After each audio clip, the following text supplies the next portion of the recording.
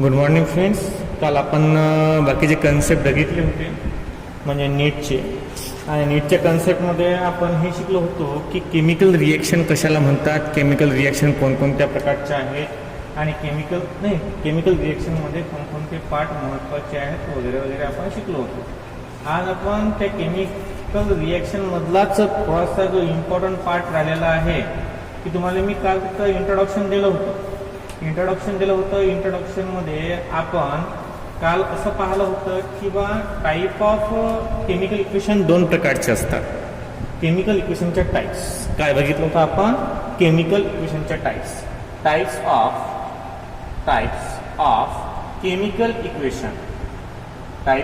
Chemical equation हे आपण बघितलं होतं. टाईप ऑफ केमिकल इक्वेशन आपण बघितलं होतं आणि त्यामध्ये दोन प्रकारच्या टाईप्स आपण काल पाहिल्या होत्या. आपण बघितल्या होत्या. Number first, molecular equation.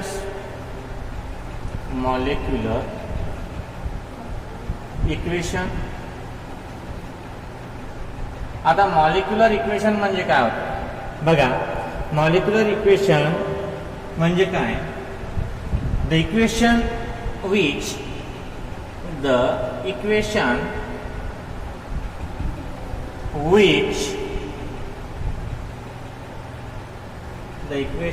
which reactant and product are represented. Reactant and product are represented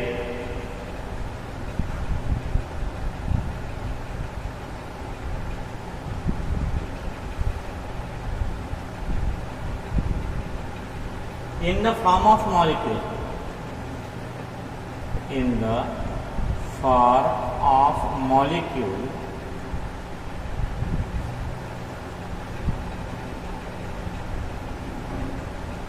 That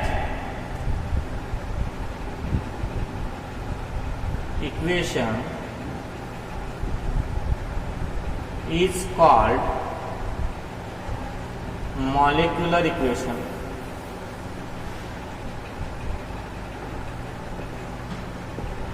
त्याला काय म्हणतो आपण? मॉलिक्युलर इक्वेशन म्हणतो. काय म्हणतो? मॉलिक्युलर इक्वेशन म्हणजे ज्या रिएक्शनमध्ये मॉलिक्युल्स असतील, रिएक्टंट आणि प्रोडक्ट. आता तुम्हाला पहिल्यापासूनच माहिती आहे रिएक्टंट लेफ्ट हँड साईडला प्रेझेंट असतात, राईट हँड साईडला काय प्रेझेंट असते? प्रोडक्ट. लेफ्ट हँड साईडचा रिएक्टंट आणि राईट हँड साईडचा प्रोडक्ट ह्या दोन्हीही कन्सेप्ट सेम असतात. या दोन्ही कन्सेप्ट काय असतात? सेम असतात. बघा, BaCl2 म्हणजे barium chloride plus sodium sulfate Na2SO4 gives BaSO4 plus twice NaCl. अशा प्रकारचा कन्सेप्ट आपल्याजवळ आहे. बघा आता लक्ष द्या. आता BaSO4 आहे तो काय आहे? BaSO4 म्हणजे बॅरियम क्लोराईड प्लस Na2SO4 म्हणजे सोडियम सल्फेट गिव्स BaSO4 म्हणजे बॅरियम सल्फेट आणि ट्वाइस NaCl म्हणजे सोडियम क्लोराईड. या रिएक्शनमध्ये हे जे दोन्ही रिएक्टंट आहेत, हे दोन्हीही रिएक्टंट कसे आहेत? हे दोन्हीही रिएक्टंट काय आहेत? मॉलिक्युल्स आहेत. काय आहेत? मॉलिक्युल्स. नंतर हा जो BaSO4 आहे, हा BaSO4 आणि NaCl हे दोन्ही सुद्धा काय आहेत? मॉलिक्युल्स आहेत. आता या रिएक्शनमध्ये रिएक्टंट ही मॉलिक्यूल आहेत आणि प्रोडक्ट सुद्धा मॉलिक्यूल आहेत. ज्या रिएक्शनमध्ये रिएक्टंट आणि प्रोडक्ट दोन्हीही कन्सेप्ट हे मॉलिक्युल्स असतील अशा प्रकारच्या इक्वेशनला आपण मॉलिक्युलर इक्वेशन म्हणतो. It is the type of chemical equation. हे केमिकल इक्वेशनची एक टाईप्स आहे की ज्याच्यामध्ये रिएक्टंट आणि प्रोडक्ट हे दोन्हीही काय असतील? हे दोन्हीही मॉलिक्युलर इक्वेशन मॉलिक्युल्स असतील अशा पद्धतीच्या कन्सेप्टला आपण मॉलिक्युलर इक्वेशन असं म्हणतो. 2 नंबरले आहे आपलं बघा 2 नंबरचा कन्सेप्ट आहे ionic equation.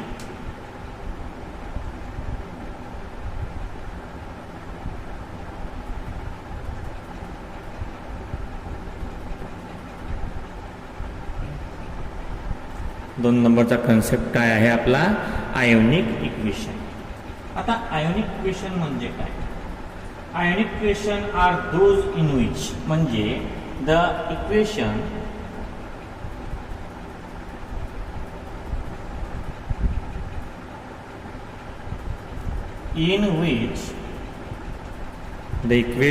in which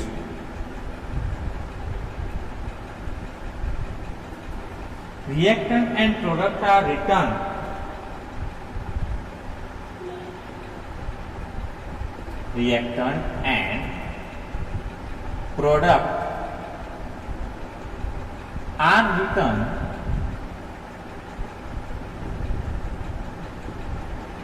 in the form of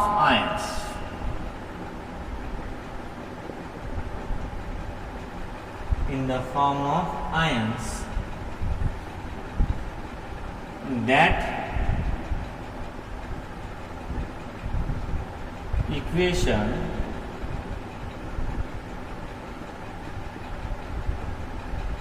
is called ionic equation. That equation called is ionic equation. Example बघा कसं आहे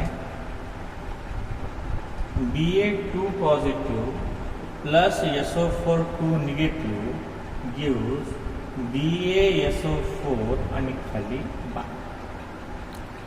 याच्यामध्ये रिएक्टंट सुद्धा आयन्स आहेत आणि मॉलिक्यूल म्हणजे याच्यामध्ये हा जो आहे हा कॉन्सेप्ट सुद्धा आयनिक फॉर्ममध्येच मांडला जातो. बघा या रिएक्शनमध्ये काय आहे, या रिएक्शनमध्ये दोन्हीही रिएक्टंट आणि प्रोडक्ट हे आयोनिक फॉर्ममध्ये असतात. अशा प्रकारच्या रिएक्शनला आपण आयोनिक इक्वेशन असं म्हणतो. आयोनिक इक्वेशन म्हणा किंवा आयोनिक रिएक्शन म्हणा चालते. लक्ष द्या आता आपला हा झाला टाईप ऑफ केमिकल इक्वेशन. आता महत्त्वाचा टॉपिक जो आहे या चॅप्टरमधला एक तर मोल कन्सेप्ट आहे. त्या मूळ कन्सेप्टवर खूप मोठ्या प्रमाणात प्रश्न विचारले जातात. बाकी तुम्ही या चॅप्टरमधलं काही करा या ना करा, फक्त मूळ कन्सेप्ट तुम्ही करायलाच पाहिजे. आता सेकंड चॅप्टर जो आहे की तुम्हाला पुढे बेसिक कन्सेप्ट क्लिअर करण्यासाठी ॲक्च्युअल सपोर्ट करते तो आहे स्टिरियोकेमिस्ट्री. काय आहे तो? स्टॅइचोकेमिस्ट्री.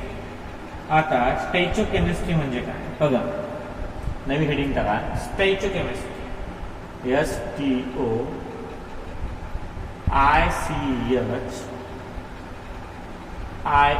स्टॅइचो केमिस्ट्री.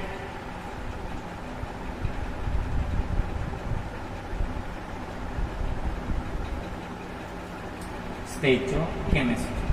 आता स्टॅइचोकेमिस्ट्री म्हणजे काय बघा, calculations based upon the chemical equation are known as stoichiometric calculation.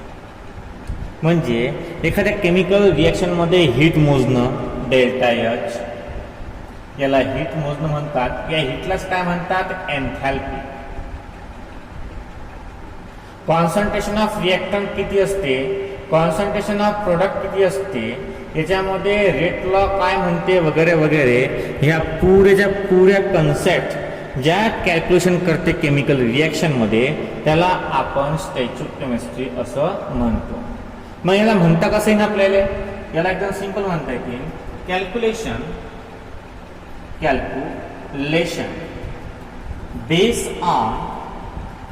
Based on chemical equation R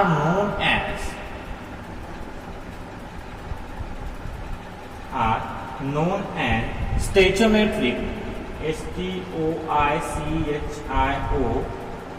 metric calculation. म्हणजे तुम्हाला समजायला हवं की जे कॅल्क्युलेशन आपण केमिकल इक्वेशनमध्ये करतो, जे कॅल्क्युलेशन आपण केमिकल इक्वेशनमध्ये करतो त्या कॅल्क्युलेशनला काय म्हणतात, स्टॅचियोमेट्रिक कॅल्क्युलेशन असं म्हणतात. काय म्हणतात, स्टॅचियोमेट्रिक कॅल्क्युलेशन. बघा पुढे बघा, आता कोणते आहेत calculation based upon the chemical equation are of the 3 types. त्याच्यामध्ये 3 टाइप्स आहेत. कोणकोणते कॅल्क्युलेशनचे 3 टाइप्स आहेत. Number first, 3 types of calculation. Types of calculation. याच्यामध्ये पहिला part, calculation involving mass relationship. Calculation involving mass relationship. Number second,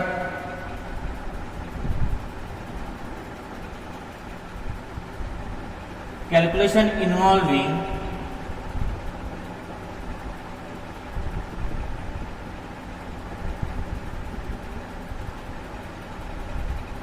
mass volume relationship.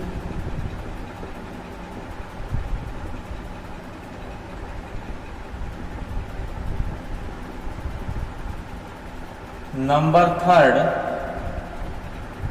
calculation involving volume relationship.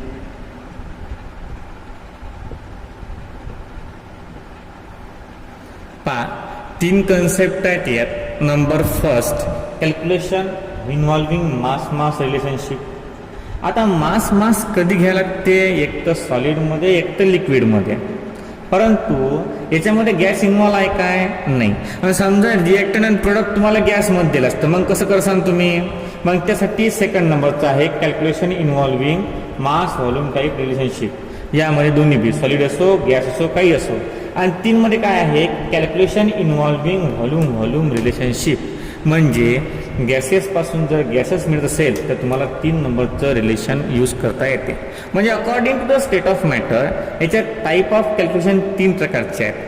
According to the type of calculation म्हणजे type of मॅटरचे type जर आपण calculate केली तर 3 प्रकारचे काय आहेत, कन्सेप्ट आहेत. Number first, calculation involving mass relationship, calculation involving मास व्हॉल्यूम रिलेशनशिप आणि कॅल्क्युलेशन इन्व्हॉल्विंग व्हॉल्यूम रिलेशनशिप. अशा प्रकारचा कन्सेप्ट याच्यामध्ये टाकलेला आहे. बघा आता आपण एक पाहू काय आहे, कशा पद्धतीचं मास रिलेशनशिप. म्हणजे पहिलं पाहू आपण, दुसरं पाहू, तिसरं पाहू, तिन्ही पाहू. तर पहिलं आहे कॅल्क्युलेशन इन्व्हॉल्विंग मास रिलेशनशिप. काय आहे, कॅल्क्युलेशन इन्व्हॉल्विंग मास रिलेशनशिप.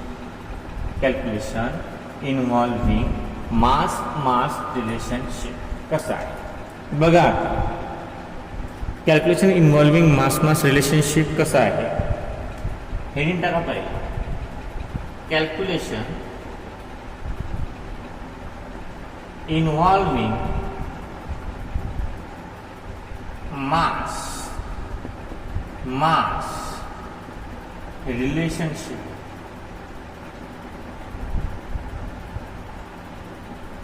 कसं बघा, याच्यामध्ये स्टेप्स आहेत काही, कंडिशन नेसेसरी आहेत किंवा स्टेप नेसेसरी आहेत. Number first, Roman first, write down the balance molecular equation of the chemical change. Write down the balance molecular equation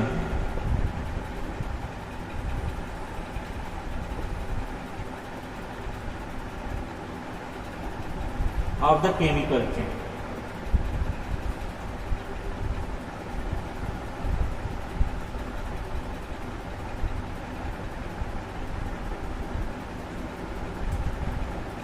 Number 2, write down the number of moles. Write down the number of moles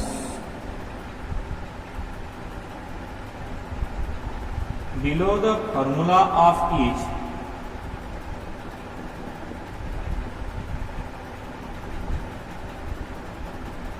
Below the formula of each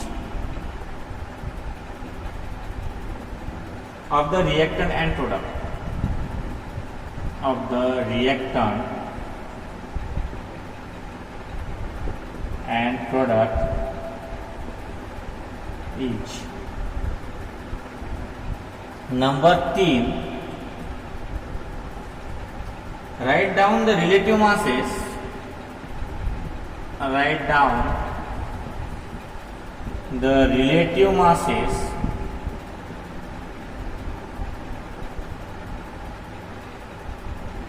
of the reactant and product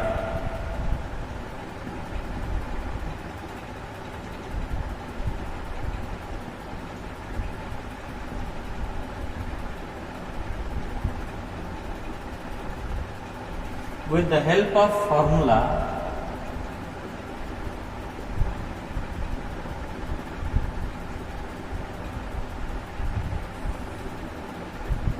below the respective formula.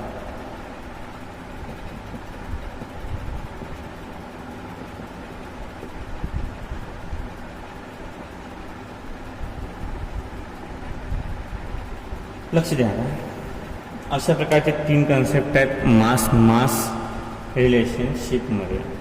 Right down the balance molecular equation, म्हणजे जे तुम्हाला molecular equation दिलेलं आहे ते पहिल्यांदा right करायचं, ज्यामध्ये chemical change होऊन राहिला, अशा प्रकारचं बॅलन्स मॉलिक्युलर इक्वेशन तुम्हाला खाली लिहायचं आहे. म्हणजे C+O2 gives CO2. जमला. Write down the number of moles below the formula of each of the reactant and product each. किती नंबर ऑफ मोल्स प्रेझेंट आहे त्याचे ते त्याच्या खाली लिहायचं. म्हणजे समजा आता आपण BaSO4 plus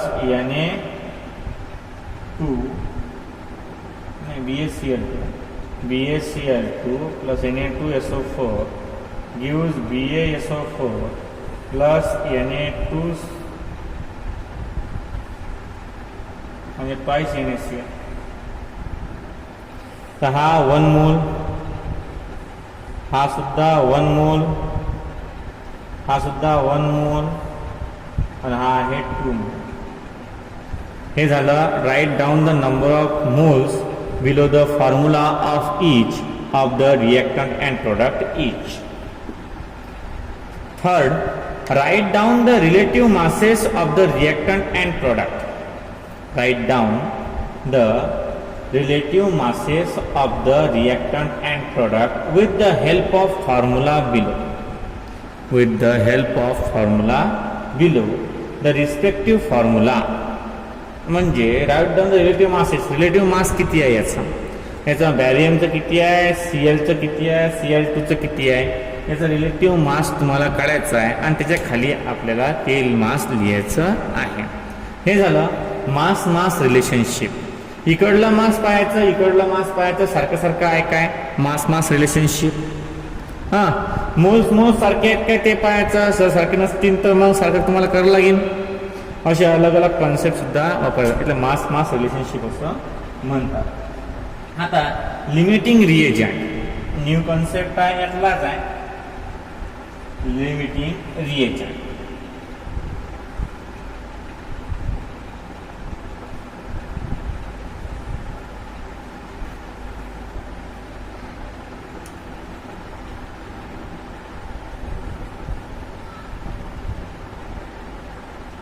Limiting reagent. The reagent that gives the reagent that gives the least number of moles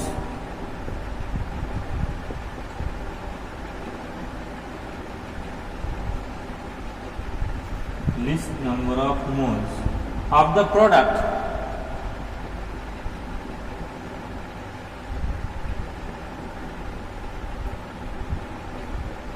is the limiting reagent.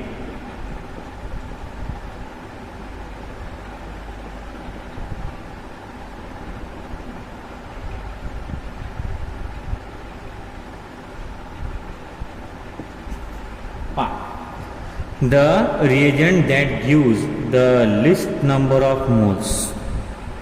The reagent that gives the least number of moles of the product is the limiting reagent. त्याला काय म्हणतात? Limiting reagent. कमीत कमी moles जो देते आपल्याला, जो reagent देते त्याला म्हणतात लिमिटिंग रिएजंट. काय त्याला? Limiting reagent. आता बघा, याच्यावर एखादा प्रॉब्लेम पाहू आपण. प्रॉब्लेम असा आहे,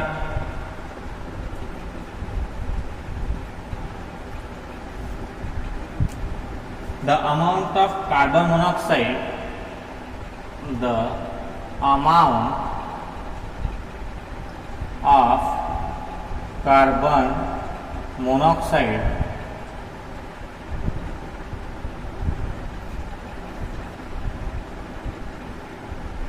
in a gas sample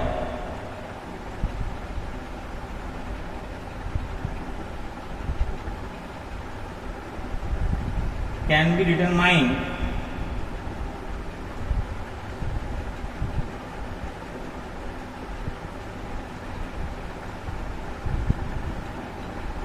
by using the reaction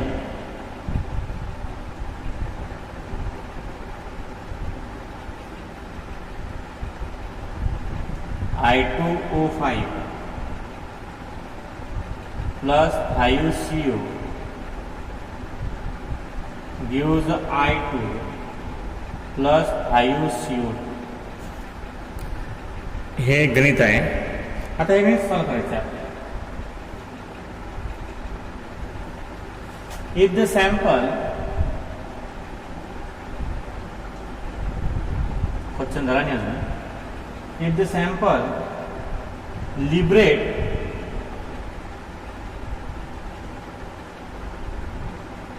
(0.384 gram of I2, how many grams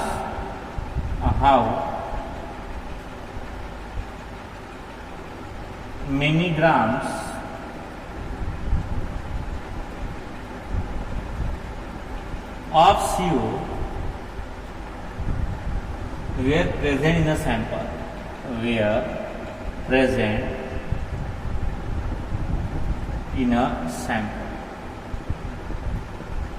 म्हणजे हा आपल्याला पुरा क्वेश्चन दिला असते तुमच्या एक्झाम. तुम्हाला फक्त ऑप्शन चूज करायचा असतो.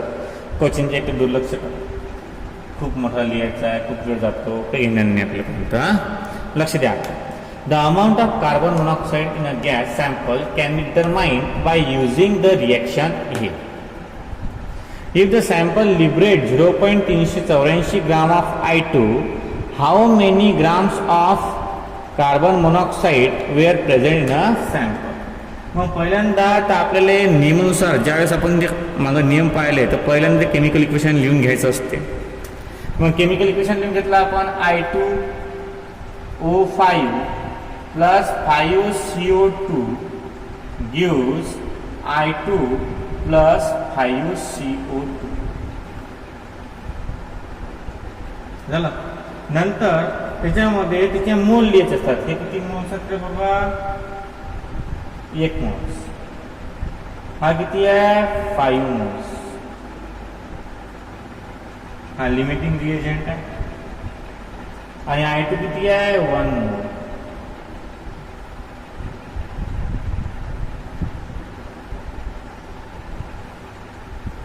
तर आपल्याला हा CO COचा आहे. इथे 5 मोल दिलेला आहे. I2 काय आहे 1 मोल. आता 5 इंटू CO म्हणजे ह्या Cचं 12 आणि हे 16 म्हणजे 28 रिलेटिव्ह मास याचं ग्राम. नंतर 1 याचं किती येते बा आयोडीनचं 253.8 ग्राम. करा आता I2 मॉलिक्यूलचं किती येते 253.8. आता पहा याच्यामध्ये कसं सोडायचं 253.8 gram of iodine liberate 0.384 gram of I2. How many grams of CO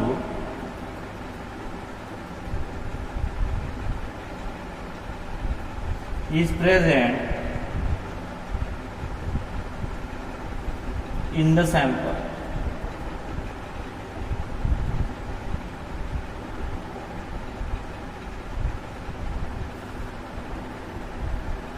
Equal to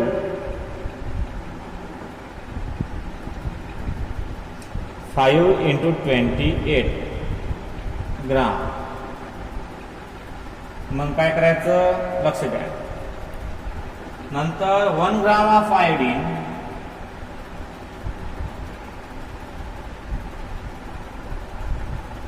liberate when CO is present in the sample.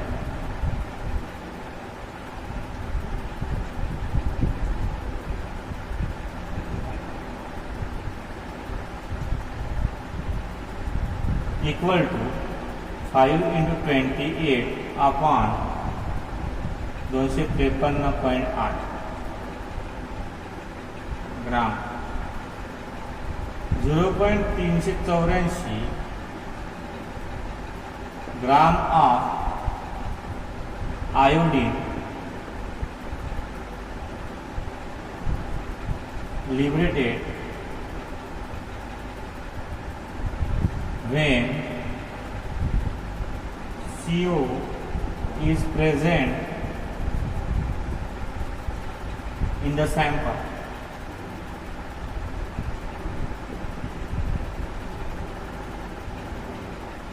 Equal to 5 into 28 upon 253.8 आणि इंटू किती आहे 0.384. याचं कॅल्क्युलेशन जर केलं आपण समजा तर ते जवळपास 0.212 ग्राम. कॅल्क्युलेशन कसं करायचं हे तुम्हाला सांगायची गरज नाही आहे. बघा आता कसं आहे लक्ष द्या. The amount of carbon monoxide आपल्याला काय करायचं आहे की सॅम्पलमध्ये CO किती आहे किती ग्राम CO आहे. मग आता पहिल्यांदा रिॲक्शनमध्ये 5 मोल आहे.